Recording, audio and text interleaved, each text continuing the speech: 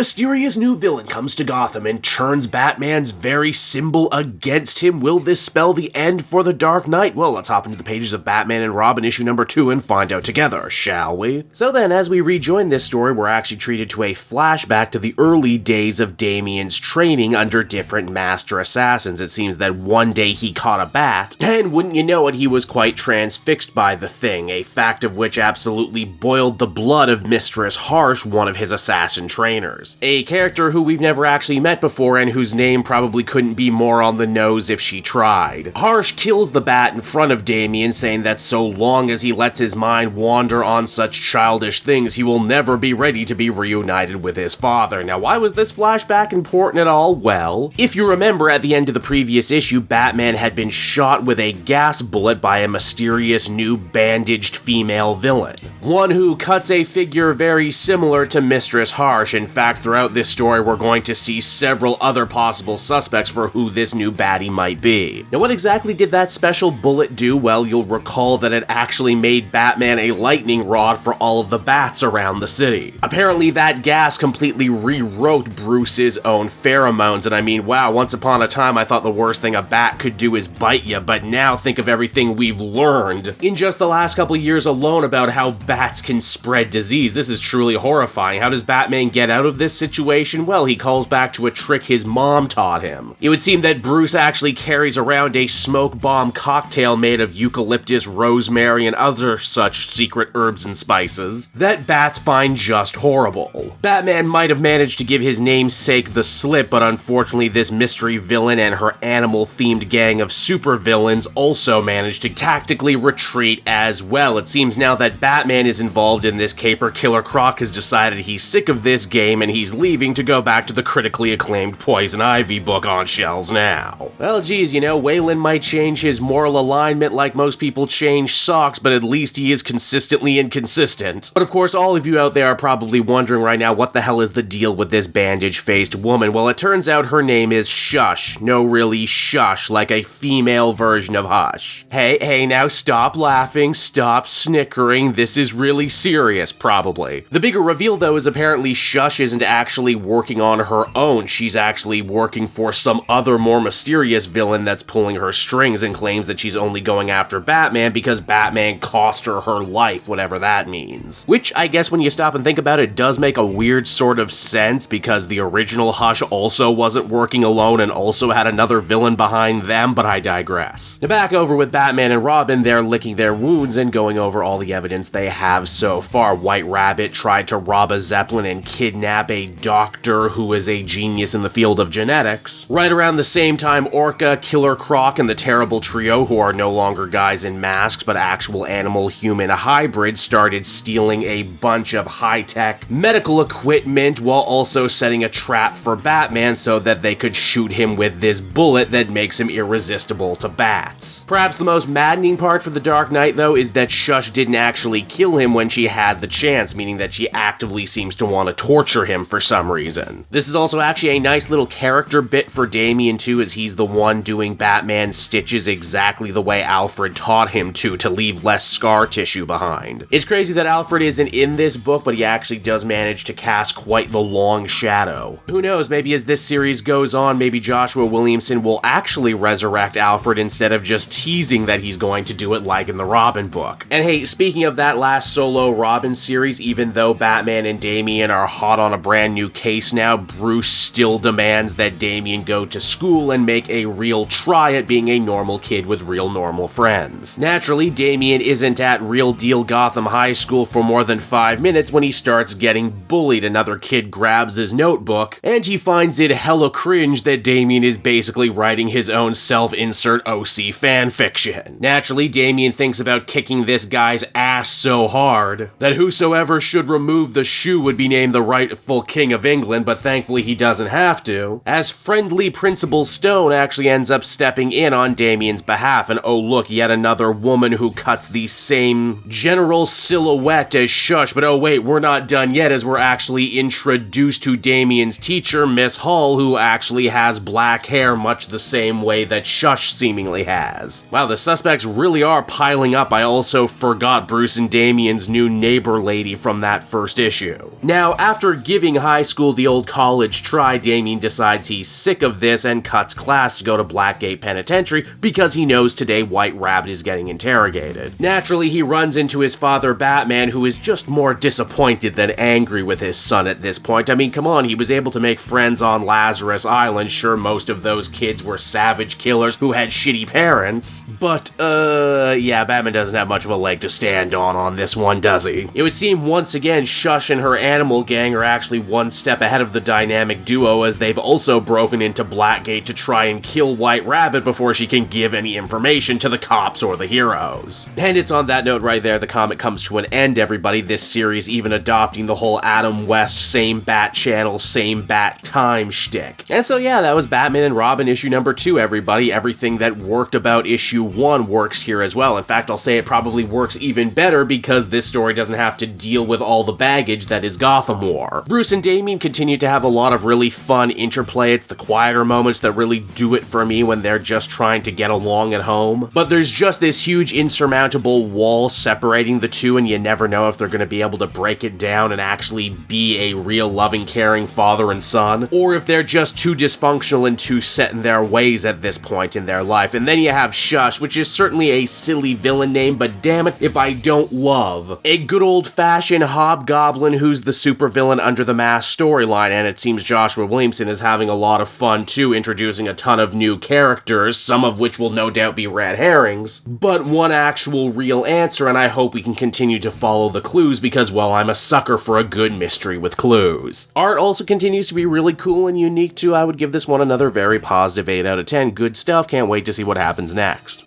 Hey there everyone, it's your pal Cape Joel again, and if you're seeing my face right now, that means you watched to the end of the video, and I'll always be grateful for that. Retention helps in this crazy YouTube game, and so does becoming a patron. If you head on down to the description, you can find a link to my Patreon page. Recently just redid all the tiers, a lot of cool stuff offering up there, exclusive commentaries, exclusive polls, behind the scenes concept art for Capes and Quest. That's the brand new D&D show I've started soon. Never been a better time to become a patron. You can become a patron for as little as $1 a month and help the channel grow and, help me continue to deliver content like what you just saw. So I want to thank you all, and I will see you again next time. Bye-bye.